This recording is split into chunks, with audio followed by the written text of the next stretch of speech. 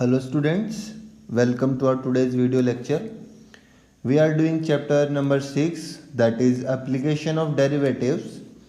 In previous video we discussed about the rate of change of quantities, which is the application of derivative. Example where we use differentiation in our real life. In this series, next we are going to discuss about increasing and decreasing functions. Increasing and decreasing functions. As the name suggests, increasing का मतलब ऐसा function जो बढ़ रहा हो और decreasing का मतलब ऐसा फंक्शन जो घट रहा हो, कम हो रहा हो ना, ऐसा कुछ नाम से समझ में आता है। अब इसको थोड़ा एनालिटिक फॉर्म में समझने की कोशिश करते हैं कि मतलब क्या है इन चीज़ों का जो यहाँ पर टर्म्स यूज़ हो रही हैं। मैं एग्जांपल लेता हूँ एक फंक्शन का, जैसा कि हमारी बुक में भी दिया गया है, F x equals to X square. ठीक है, अब जब हम इसका एक ग्राफ ड्रॉ कर लेते हैं,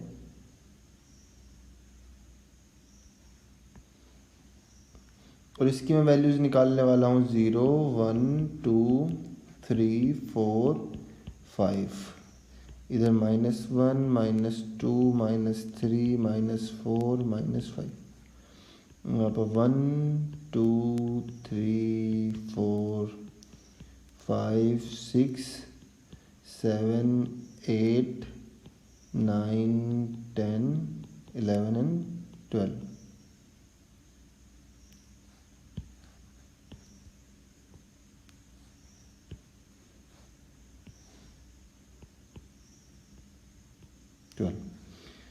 Now let's draw the graph. At x equal to 0, the function will give 0.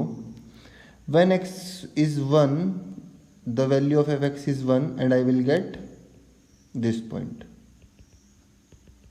1. When x is 2, I will get 4. So at x2 I will get 4. So this is my second point. Similarly, when x is 3, then fx will be 9. And I get the third point, and so on. I will go further. Now, if I join the graph, it will go like this. Now you can see here कि पहली तो एक चीज़ मुझे समझ में आ रही है कि मेरा जो फंक्शन है वो बढ़ता जा रहा है ना, इंक्रीजिंग है। एक चीज़ मुझे समझ में आई पहले ही, इधर जो है वो इंक्रीजिंग है, लेकिन इंक्रीजिंग का मतलब क्या है मैथमेटिकल टर्म्स में, हम उसको कैसे समझ सकते हैं? Let's see. Now you see, whenever I increase the value of x, और I can say whenever any x2 is greater than x1, whenever, जब भी मेरी किसी दो x की वैल्यूज ली मैंने, x1 और x2, उसमें जब भी x1 से बड़ा होगा मेरा x2, तो उस केस में जो मेरी fx2 की वैल्यू आई वो भी बड़ी होगी fx1 से।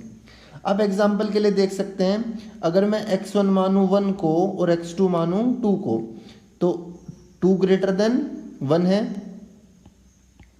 ठीक है, और 1 पर वैल्यू आई मेरी fx1 1 आया, और x2 की वैल्यू 2 थी, तो यहाँ पर fx2 की वैल्यू आई मेरे पास में 4, तो यहाँ पर आप देख पाएंगे 4 इज ग्रेटर देन 1। तो इंक्रीजिंग फंक्शन जो ग्राफ से देखना इजीली विजिबल है, उसको हम चेक कैसे कर सकते हैं मैथमेटिकली? तो इसका तरीका हमारे पास में आया कि भाई ये, फिर बात आई कि अगर किसी केस में हमारे पास में ये इक्वल हो जाए, मतलब बड़ा भी हो सकता है fx2 की वैल्यू और वो इक्वल भी हो जाए, तो उस केस को हम लोग कहेंगे इंक्रीजिंग। ठीक है, लेकिन हमारे केस में कभी भी बराबर नहीं हो रहा है ना, तो उस केस को हम लोग क्या कहते हैं? उसको हमने नाम दिया कि भाई इंक्रीजिंग तो है, लेकिन ये तो बराबर भी नहीं हो रहा। बहुत ही स्ट्रिक्ट है इस मामले में कि मैं नीचे नहीं जाऊंगा, मैं तो हमेशा ऊपर ही जाऊंगा, बराबर भी नहीं होऊंगा, बहुत ज़्यादा स्ट्रिक्ट है। So this type of function when if x2 is greater than x1, then always fx2 is greater than fx1. In this case we call such functions strictly increasing. This function is very strict about increasing, कि मैं ना कभी decrease होऊंगा और ना कभी equal होऊंगा, always increasing. So it is strictly increasing in this case. In which order? From 0 to infinity. From 0 to infinity it is strictly increasing. Now let's see some other examples. Let me raise this. Now if you see, if I find the value of -1 for this function, it will give 1. So I will get a point. Similarly for -2, I will get 4. This is my second point. And in this series for x equal to -3, when I will square -3, I will get 9. So this is my third point. And when you draw a curve passing through these points, you will see that this is a function. Now here, whenever I am going from left to right, what means whenever there is 2x1 and x2 and whenever x2 is greater, right side में जो number होता है वो हमेशा बड़ा होता है ना, ये हमको पता है नंबर लाइन में. तो मैंने इधर से एक x1 लिया और here I take a x2. Now what is the relation between fx1 and fx2? Can you tell me? Here fx1 is 9 and fx2 is 4. So you can see that in this case the relation is opposite, that is fx1 is greater than fx2. So you can see whenever x2 is greater than x1, here fx1 is greater than fx2. उल्टा हो रहा है बिल्कुल, है ना. जैसे जैसे मेरी इनपुट की वैल्यू बढ़ रही है, मेरी आउटपुट की वैल्यू कम हो रही है, डिक्रीज हो रही है. तो इस तरह के हम फंक्शन को हमने कहा decreasing. But this function is very strict about decreasing, कि ना तो मैं बढ़ूंगा और ना ही मैं इक्वल होऊंगा, मैं तो बिल्कुल डिक्रीज ही होना है. That's why I will call this function strictly decreasing. This function is very strict about decreasing, कि मैं तो हमेशा डिक्रीज ही होऊंगा. तो I call this function in this interval from -infinity to 0, this function is strictly decreasing. So these are the different types of function which we can see which are increasing, decreasing. Now in this series we have two more type of functions. Let me give you some examples. What I am doing now, I am drawing a graph. Just take a look at this. These are my axes and I am drawing a graph. Here it is like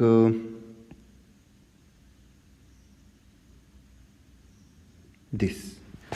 Okay, so now you can see, if I am talking about this interval and this interval, whenever I am going from left to right, that is what it means. It means whenever x2 is greater than x1, then it implies that what is relation between fx1 and fx2.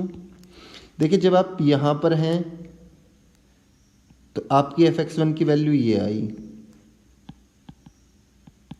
and when you are here the value of fx2 is greater than fx1, so this. But if you talk for this interval, this interval. I am shading this. Whenever in this interval you move from x1 to x2 some to given points, the value of fx function is equal.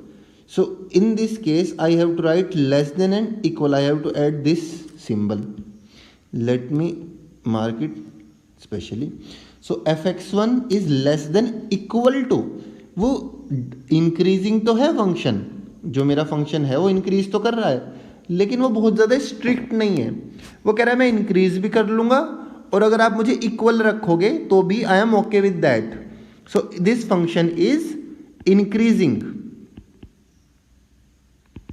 not strictly increasing but increasing, because here it is saying about greater than and equal to, both signs are there, so it is increasing only.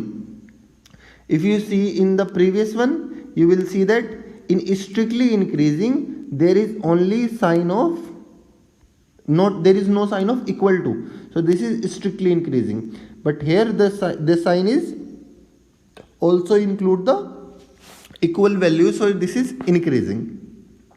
Similarly, I will give you another example, and the example goes like this. I am drawing the graph like this. Now you can easily see that in this interval the function is decreasing, strictly decreasing, but in this red region, there are two regions we can easily see. In this region, whenever I will write the same thing here, when x1 is less than x2, you will see here in this region fx1 is greater than fx2, and in this region fx1 equals to fx2. So when I combine these statements, what I get? I get fx1 greater than equal to fx2. So it includes the sign of equality also. So I will say it decreasing. This is not strict about decreasing. This is symbol function. I am decreasing. I am also okay with equality. So this is a partial equality. It can decrease or equal. So this is a decreasing function. So we discussed about 4 types of function. Let me conclude them for you. There were 4 functions which were like this: increasing, then strictly increasing,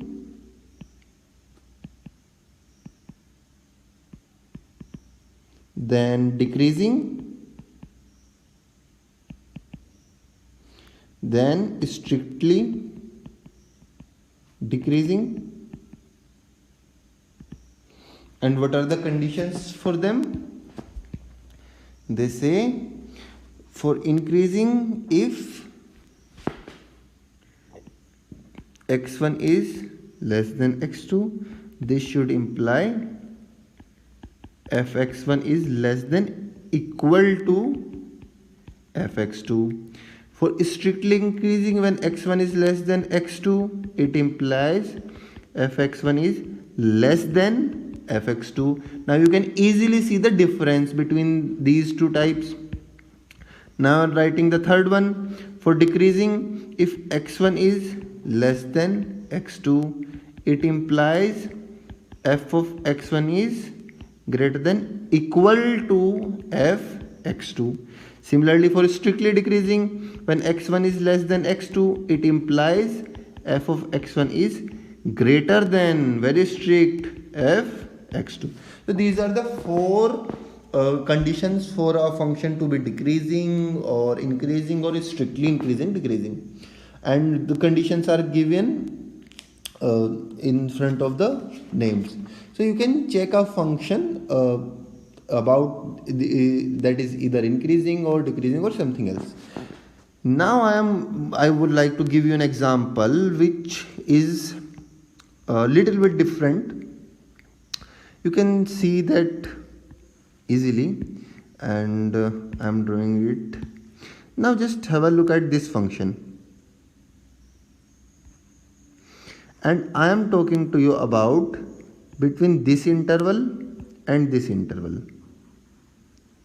Can you say this function is increasing or decreasing, or strictly increasing, decreasing something? In this part, this is increasing. In this part, this is decreasing. In this part again, it is increasing, again decreasing. Actually, in the whole interval, I can't say anything about increasing or decreasing. So these type of function are neither increasing nor decreasing. This is the case. So there are such functions also. We will discuss them in our lecture. Now let's do some questions on base of this. Now let's go to the book.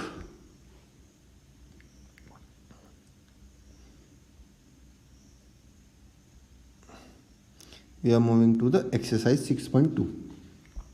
Let's do the first question.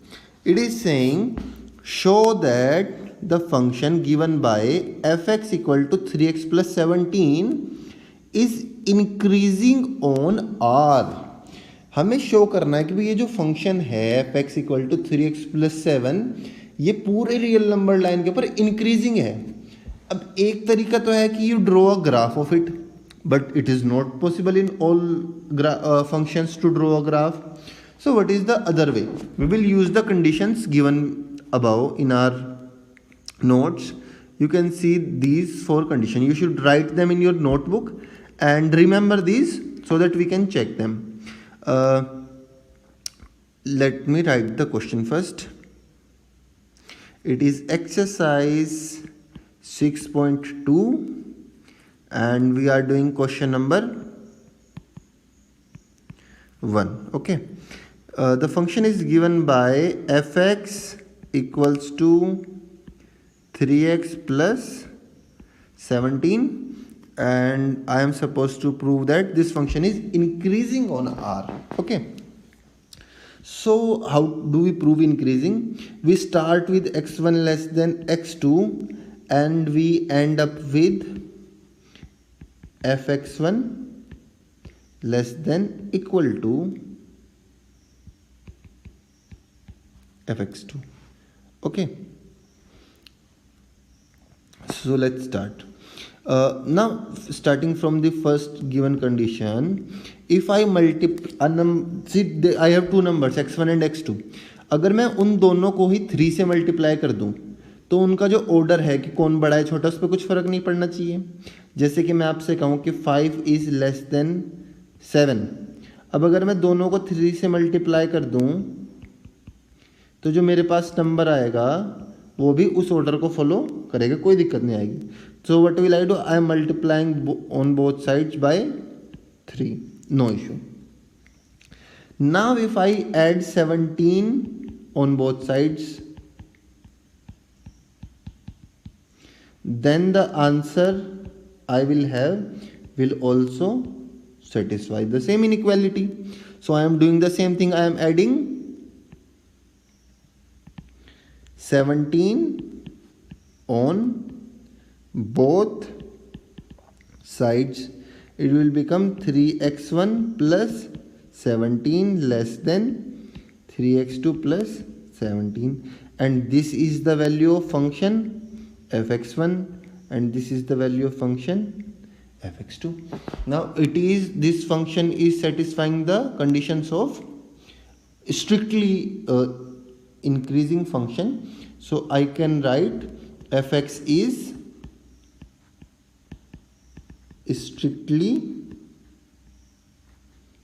increasing. और अगर कोई function strictly increasing है तो वो अपने आप increasing भी हो जाता है. ऐसा क्यों है वो मैं अभी आपको बताता हूँ. इसके साथ में लिख देते हैं अभी हम fx इज ऑल्सो इंक्रीजिंग। ऐसा क्यों हो रहा है? वापस अपनी कंडीशंस में चलते हैं इस चीज़ को समझने के लिए। Now see here the condition of increasing, it contains two symbols, less than and equal to, which means either less than और इक्वल टू, कि या तो लेस देन हो या फिर इक्वल हो, दोनों में से कोई एक हो चलेगा, है ना, उसको हम इंक्रीजिंग कहेंगे। अब अगर वो फंक्शन मेरा स्ट्रिक्टली इंक्रीजिंग है, स्ट्रिक्टली इंक्रीजिंग होने का मतलब है लेस देन है, और लेस देन है इसका मतलब उसने इंक्रीजिंग वाली एक कंडीशन सेटिस्फाई कर दी, तो इसका मतलब है जब भी कोई फंक्शन स्ट्रिक्टली इंक्रीजिंग होगा तो वो अपने आप इंक्रीजिंग तो हो ही जाएगा। सिमिलरली अगर कोई फंक्शन स्ट्रिक्टली डिक्रीजिंग है तो वो अपने आप ही डिक्रीजिंग तो हो ही जाएगा, क्योंकि वो उसकी कंडीशन सेटिस्फाई कर रहा है। ठीक है, आई होप आप सभी को क्लियर होगा। अब इसके बाद हम आगे चलते हैं, थोड़े से क्वेश्चन सॉल्व करते हैं।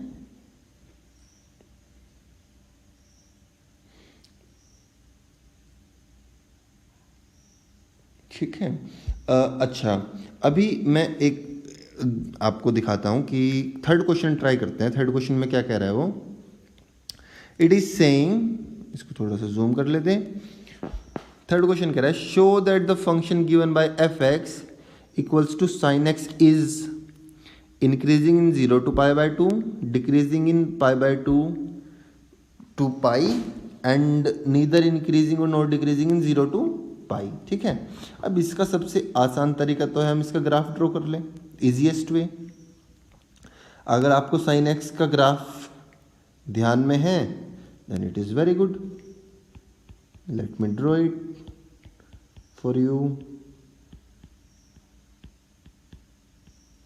It is -π, it is 3π/2, 2π, this is -3π/2 and this is -2π. When I will draw the graph of sin x, it will go like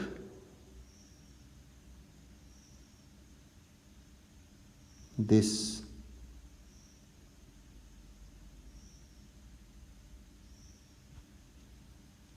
Wait a second.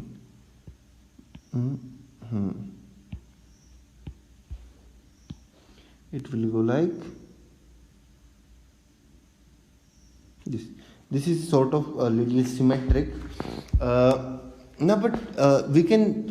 This will serve our purpose. We are supposed to check between interval 0 to π/2. Between this interval. Now you can see in this interval my function is increasing always. So from graph it is very clear. Then it is asking to say for graph between π/2 and π. So you will see in this region π/2 to π the graph is decreasing, very clear. And then it is saying about region 0 to π. It is saying about the complete region.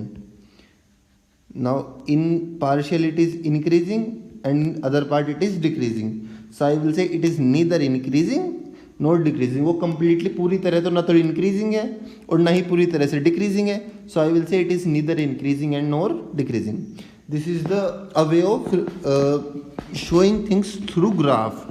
Graphs are very helpful in intuitive understanding of concepts. बाकी इसको हम पिछले question की तरह भी prove कर सकते हैं। अभी मैं इसको एक तरीका नया हम लोग डिस्कस करते हैं जिसके थ्रू हम चेक कर सकते हैं मेरा कोई भी फंक्शन जो है वो इंक्रीजिंग है या फिर डिक्रीजिंग है। उसके लिए मैं वापस आपको ग्राफ्स के पास लेकर जाता हूँ जहाँ से हमने इन चीज़ों को समझा। मैं दोबारा ग्राफ ड्रॉ कर देता हूँ। ये देखिए ज़रा, मैं जब हमने इंक्रीजिंग और डिक्रीजिंग की बात की, मैं एक फंक्शन बना रहा हूँ, उसको देखिए ज़रा। ठीक है, अब मैं आपसे पूछ रहा हूँ कि ये कहाँ कहाँ पर इंक्रीजिंग है और कहाँ कहाँ पर डिक्रीजिंग है। ठीक है, अब अगर हम इसकी स्लोप की बात करें, अभी हम ज़रा स्लोप की बात करते हैं। पहले मैं इसको जहाँ जहाँ पर इंक्रीजिंग डिक्रीजिंग उन इंटरवल्स में ब्रेक कर लेता हूँ इसको ज़रा मैं, ठीक है। अब देखिए यहाँ से लेकर यहाँ तक ये, यहाँ से लेकर यहाँ तक ये इंक्रीजिंग है, फिर यहाँ से लेकर यहाँ तक इंक्रीजिंग है, और डिक्रीजिंग की बात करें तो यहाँ से लेकर यहाँ तक ये डिक्रीजिंग है। Similarly from this to this, this is decreasing. Okay, now what we can see, what are the observations here. आप देखेंगे जब भी मेरा फंक्शन डिक्रीजिंग है, ठीक है, अगर उन पॉइंट्स पर मैं इसका स्लोप ड्रॉ करूं, स्लोप ड्रॉ करने का क्या मतलब है, जो हम लोग डेरिवेटिव निकालते हैं हमने सीखा है उसका एक तरीका होता है स्लोप का। तो अगर मैं किसी भी पर्टिकुलर पॉइंट पर इसके स्लोप ड्रॉ कर देता हूं एक, तो वो हमेशा किस डायरेक्शन में होगा, वो हमेशा जो है मेरा नेगेटिव होगा, उसकी वैल्यू हमेशा नेगेटिव आएगी। तो अगर डिक्रीजिंग फंक्शन है मेरा, तो जो dy/dx होगा वो हमेशा लेस देन, कैसा होगा, वो हमेशा लेस देन 0 होगा, उसका डेरिवेटिव उस पूरे इंटरवल पर, यहाँ से लेकर यहाँ तक और यहाँ से लेकर यहाँ तक डिक्रीजिंग होगा। इसी तरह से जब मेरे पास मेरा फंक्शन इंक्रीजिंग है, तो उस केस में क्या होगा, मेरे पास में मेरा जो डेरिवेटिव है dy/dx वो हमेशा इंक्रीजिंग होगा। उसका जब आप स्लोप ड्रॉ करेंगे तो हमेशा वो पॉजिटिव वैल्यू देगा उसकी, ठीक है। ये बात हुई, दो चीज़ें मुझे समझ में आई। अब इसके अलावा एक और चीज़, अब पॉइंट उसको ध्यान से देखिए जहाँ पर इंक्रीजिंग से डिक्रीजिंग में शिफ्ट होता है, ट्रांसफ़र हो रहा है। मैं ज़रा वहाँ पर स्लोप ड्रॉ करता हूँ। देखिए, एक तो यहाँ पर हुआ पॉइंट चेंज, तो यहाँ पर मैंने स्लोप ड्रॉ किया, then it changed here, I draw a slope here, it also changed at this point, I draw a slope here. Now it is very clear that at those point where it changed from increasing to decreasing or from decreasing to increasing, the slope is 0, where point of change from increasing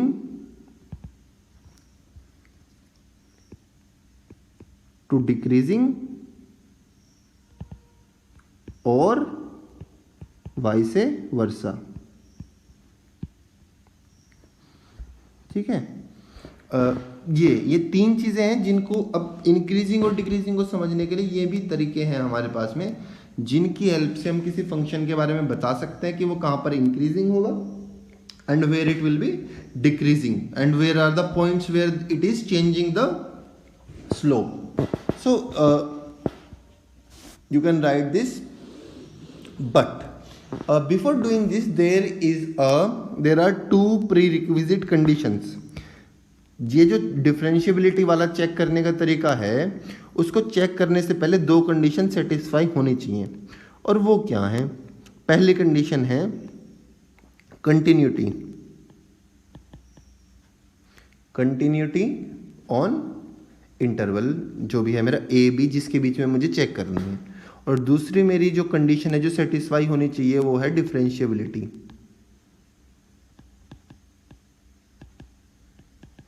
जो मेरा function है वो उस interval के अंदर differentiable भी होना चाहिए। उसी के बाद ये जो हमने दूसरे वाला भी तरीका देखा है उसको हम लोग यूज़ कर पाएंगे। तो इन दोनों कंडीशन को सेटिस्फाई करने के बाद हम इन तरीकों को कर सकते हैं। आप इसको भी लिख लीजिएगा अपनी नोटबुक में ताकि इनको हम आगे यूज़ कर सकें। अभी मैं इसका आपको एक एग्जाम्पल देखकर बताता हूँ, ठीक है। अब इसका एक एग्जाम्पल देख लेते हैं। ये देखिए मेरे पास में क्वेश्चन है, क्वेश्चन नंबर 4 करते हैं। क्वेश्चन नंबर 4 कह रहा है कि find the interval in which function f given by this is increasing and decreasing. वो कहता है फंक्शन मैंने आपको दे दिया 2x² minus 3x, now tell me in which interval it will be increasing and in which interval it will be decreasing. मुझे ये बताना है कि कहाँ पर इंक्रीजिंग होगा और कहाँ पर डिक्रीजिंग होगा। कोई बात नहीं, पहले क्वेश्चन लिख रहे थे क्या, उसके बाद फिर आगे चलते हैं, बात करते हैं। तो my question is question number 4 and the function is given by fx equals to 2x² minus 3x. Okay. Now what I have learned कि जब भी इंक्रीजिंग या डिक्रीजिंग से चेंज होगा, मतलब जिस पॉइंट पर इंक्रीजिंग डिक्रीजिंग से चेंज होने वाला है या डिक्रीजिंग से इंक्रीजिंग में चेंज होने वाला है, वहाँ पर मेरा डेरिवेटिव कितना रहेगा, वहाँ पर मेरा डेरिवेटिव रहेगा हमेशा 0। तो जब बात डेरिवेटिव की हो रही है तो पहले हम क्या करते हैं, सबसे पहले I will find the derivative of this given function and when I differentiate that it will become f' and equals to, when you will differentiate it will become d upon dx 2x² minus 3x, and by differentiating this I will get 4x minus 3. Okay, so what is the condition? We have condition, first condition is कि सबसे पहले आप ये check कर लीजिए कि किस point पर डेरिवेटिव 0 हो रहा है, ताकि मुझे पता चल जाए भी उसके ही दोनों तरफ, एक तरफ इंक्रीजिंग होगा या डिक्रीजिंग होगा। I said okay, I put fx minus 3 equals to 0, it will become 4x equals to 3 and it will give x equal to 3 upon 4. Okay, there is only one point. So what this means? It means if there is a real number line from minus infinity to infinity, there is a point 3/4 somewhere in mid, जिसके एक तरफ तो मेरा function increasing होगा और जिसके दूसरी तरफ मेरा फंक्शन डिक्रीजिंग होगा। अब कैसे पता चलेगा? How will I check that my function is increasing और decreasing? Remember I have conditions, I have these two conditions for checking. मैं उसका डेरिवेटिव चेक करूंगा, 0 से बड़ा है कहाँ और कहाँ पर 0 से छोटा है। Okay, so I will take any point on right side of it. Let me take an easier point. I am taking to check. You can take at x equal to 10. Find the value of f' at any point on right side of 3/4. For example, just take any point you want. I am taking 10. It will give, on rough side I am doing this, f' will be 4 multiply 10 minus 3, 40 minus 3, it is 37. It is just for checking. Or easily you can see for all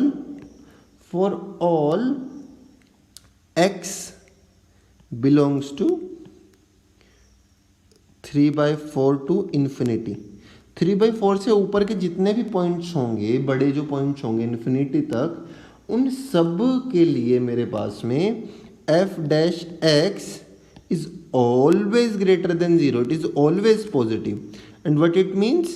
It means fx is, जब वो greater होगा उसका slope derivative, तो हम कहेंगे जो function है that is function is increasing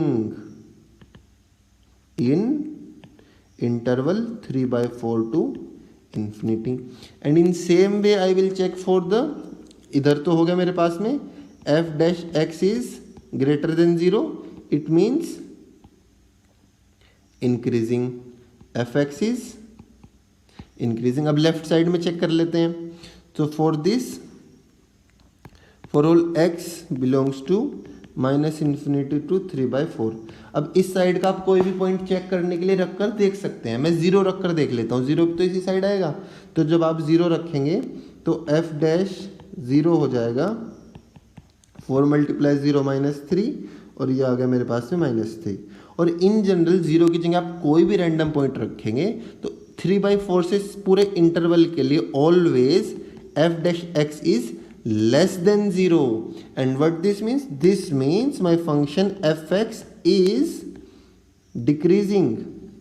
This is decreasing in interval -infinity to 3/4. 4. So इस side on the left side of point f dash x is less than 0 and it means fx is decreasing. So आपके पास दो interval हो गए हैं कि भाई इस interval, एक इंटरवल के लिए वो इंक्रीजिंग होगा, एक इंटरवल के लिए इंक्रीजिंग होगा और एक इंटरवल के लिए वो डिक्रीजिंग होगी. तो मुझे फंक्शन के बारे में पता चल गया. इस तरह से हम लोग कर सकते हैं. Very easy stuff. You can try it for further questions. Let me do some more questions here.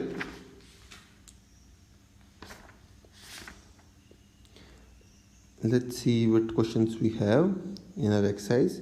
Now try these questions. These are very similar to the questions we have done. Now question number 10 is statement is little different. So let's try this question. It is saying that prove that logarithmic function is increasing on 0 to infinity. वो कह रहा है कि 0 से infinity के लिए जो मेरा लोगरिथमिक फंक्शन है, लॉग फंक्शन है, वो कैसा है, वो इंक्रीजिंग है. मुझे प्रूव करना है. ठीक है. अब एग्जाम में क्वेश्चन आ गया, हम लोग इसको कैसे अटेम्प्ट करेंगे देखते हैं इसको. सबसे पहले लोगरिथमिक फंक्शन का मतलब मेरे वो बात कर रहा है log x की. मैं इसको लिख लेता हूँ कि यहाँ पर मैं लिख लेता हूँ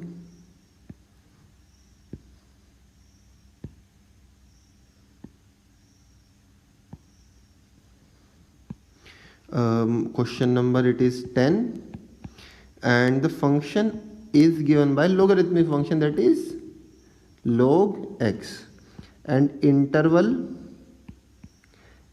is 0 to इन्फिनिटी. ओके. अब मुझे चेक करना है कि प्रूव करना है कि वो इंक्रीजिंग है. कैसे करें increasing prove?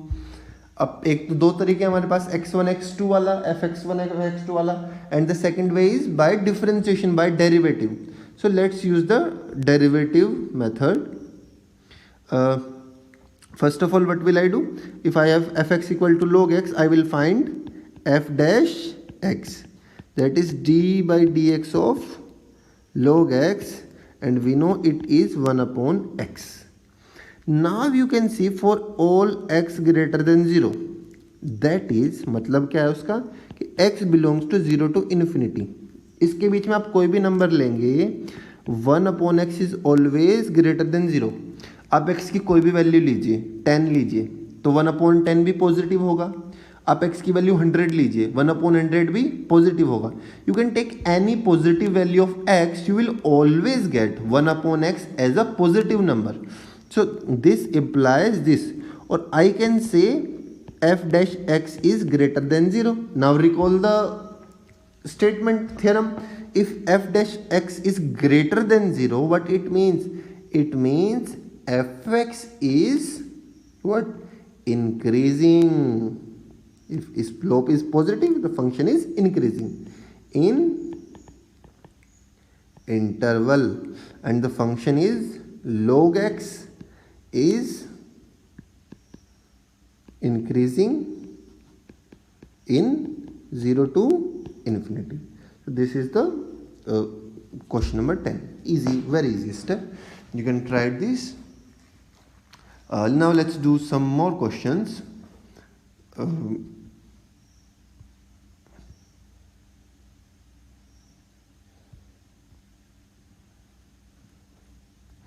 You can try this question. If you want to explain me any particular question, you can write that in comment, or I will explain that in next video, or I will explain that in comment.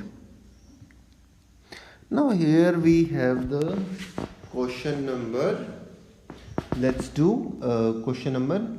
First I will do question number 14. Then we will move further. It is a little bit different. What question number 14 is saying? It is saying for what values of a function f given by fx equal to x square plus ax plus 1 is increasing on 0 to 1. अब उसने interval दे दिया 0 को 1,2 1 है ना उनके बीच के, उसने बता दिया कि इंक्रीजिंग है. ही इज आस्किंग कि आप मुझे ए की वैल्यू बताइए जिसके लिए कंडीशन सेटिस्फाई हो. So first of all I will write the question.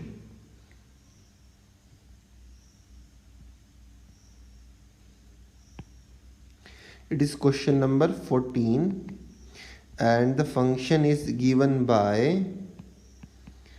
fx equals to x square plus ax plus 1 and interval I is given by 1 to 2. Find the value of a such that fx is increasing. जब भी आप कहीं पर भी question attempt करें तो सबसे पहले चीज़ें दी हुई हैं उनमें गिवन चीज़ें आप उनको लिख ले. जो प्रूव करना है जो सोल्व करना है उसको लिख ले, उसके बाद उसको अटेम्प्ट करना शुरू करें. सबसे पहली बात इंक्रीजिंग की बात हो रही है. आपको एग्जाम में नजर आया कि क्वेश्चन इंक्रीजिंग की बात हो रही है फंक्शन की इंटरवल में. क्या करेंगे? सबसे पहले we will find the derivative of that function. The derivative of function will be d upon dx for x square plus ax plus 1 and it will give me 2x plus a, one thing. Now for increasing, what is the condition for a function being increasing? We know very easily that f dash x is greater than 0 and from this equation I can put the value 2x plus a is greater than 0 and I can also find a is greater than minus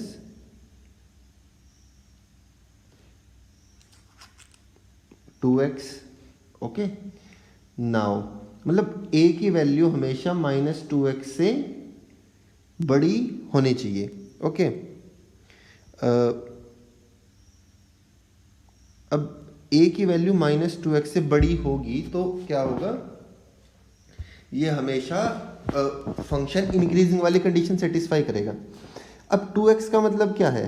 x की value कहाँ से आ रही है मेरे पास? Interval से. I can also right, इसको मैं equation ले लेता हूँ, inequality 1 and I have also one more inequality that is i equals to 1,2. इसका मतलब क्या है? It means that x is greater than equal to 1 and less than equal to 2. ये इसका मतलब है. ये होगी मेरे पास इनइक्वालिटी 2. अब अगर आप inequality from first and second in दोनों को अगर आप यूज़ करें तो आप क्या करेंगे? x की ये वाली वैल्यू पुट कर देंगे. मैं दोनों वैल्यू पुट करके दिखाता हूँ आपको, आप उसको देखिए कंक्लूजन क्या होगा. For first case it will B a will be greater than -2 multiply 1 that is a greater than -2. In second case I will take this, so it will become a greater than -2 multiplied to it should be less than 2 है ना. So for x it will include all numbers, मतलब x की value वो कह रहा है 1 और 2 के बीच में होनी चाहिए. तो यानी कि मैं ऐसा कह सकता हूँ कि जब भी मेरी x की वैल्यू इनके बीच में होगी यानी कि वो 1 से तो बड़ी होनी चाहिए हमेशा. So I will put that. Okay, so it will become a. आप कोई भी वैल्यू लेंगे 1 और 2 के बीच की तो वो क्या करेगी? सेटिस्फाई वो कर देगी इसको हमेशा ग्रेटर देन 2 के लिए. अब आप देखिए क्या होगा यहाँ से. ये वाला जो है x greater than -2 it includes, है ना, it is more general. If I am drawing, let me explain it this way, -1 0 -3 -4. तो ये वाला x -2 it is saying this from here, यहाँ से आप आगे चलिए, है ना. दिस वन इज सेइंग यहाँ से आप आगे चलिए. सो मेरे पास में जो भी पॉइंट्स होंगे x के 1 और 2 के बीच में उनको जब मैं मल्टीप्लाई करूँगा तो मेरे पास वैल्यूज़ यहाँ से आएंगी. तो which interval is working for all, तो जो सबके अंदर कॉमन आएगा वो आएगा ये वाला, -2 से ग्रेटर देन होना चाहिए हमेशा। So this is my general solution. तो ए की ऐसी कौन सी वैल्यू है जिस पर ये जो है सेटिस्फाई करेगा, इंक्रीजिंग होगा। सो आई विल से, क्योंकि यहाँ पर इक्वल टू का साइन भी है, a equals to -2। For a equals to -2, जब भी आप a की वैल्यू -2 रखेंगे तो मेरा जो फंक्शन है वो इंक्रीजिंग हो जाएगा। हम एक बार चेक करके देख लेते हैं। मेरे पास फंक्शन ये था, मैं यहाँ पर वैल्यू रख लेता हूँ इसकी ज़रा। a की जगह मैं -2 रखता हूँ तो मेरे पास क्या बनेगा, it will become fx equals to x² - 2x + 1। फिर उसको हम डेरिवेटिव करेंगे तो अभी जस्ट चेक कर रहे हैं कि हमारा आंसर ठीक आया है कि नहीं आया। It will become 2x - 2। Okay, अब जब भी आप इसके अंदर इंटरवल 1,2 से कोई भी वैल्यू रखेंगे, आप कोई भी वैल्यू रख कर देख लीजिए चाहे, आपके पास हमेशा क्या आएगा, f(x) greater than 0, which means increasing. इसका मतलब जो हमने आंसर निकाला है, हमारे पास में जो आंसर आया है, वन सेकेंड, हमारे पास में जो आंसर आया है कि fa इक्वल्स टू -2, ये हमारा करेक्ट आंसर हो गया। एक ही वैल्यू आ गई, इस वैल्यू के लिए फंक्शन इंक्रीजिंग होगा, ऐसा। सो इस तरह से सिमिलरली बाकी क्वेश्चंस भी हैं, आप लोग उनको ट्राई कीजिए। सिमिलर है इन दो ही मेथड्स पर, डेरिवेटिव के बेस पर और उसके बेस पर किया गया है। कोई भी प्रॉब्लम आती है आप कमेंट्स में बताइए, I will reply and we will solve the problem. Now let's take a quick recap what we studied today. We studied these 4 conditions of functions. A function is increasing if for x1 less than x2, fx1 less than equal to fx2. It is strictly increasing if for x1 less than x2, fx1 is less than fx2. Similarly for decreasing, the condition is fx1 greater than fx2, and for strictly decreasing, condition is fx1 greater than fx2. Okay, then we studied about another condition. If I have two prerequisite conditions satisfied, that it is continuous and it is differentiable, then function is, if the derivative is less than 0, it implies function is decreasing, and if the derivative is greater than 0, the function is increasing. यहाँ पर हमने एक और बात देखी कि जब भी मुझे पॉइंट्स निकालने होते हैं, क्रिटिकल पॉइंट्स, जहाँ पर मेरा इंक्रीजिंग से डिक्रीजिंग में या डिक्रीजिंग से इंक्रीजिंग में चेंज होता है, तो उसके लिए मेरे पास कंडीशन क्या होती है, dy/dx इक्वल टू 0। इनकी हेल्प से हमने क्वेश्चन किए। आप एक्सरसाइज के और एग्जाम्पल्स को ट्राई कीजिए। कोई भी प्रॉब्लम आती है कमेंट्स बॉक्स में बताइए, हमको सोल्व करेंगे।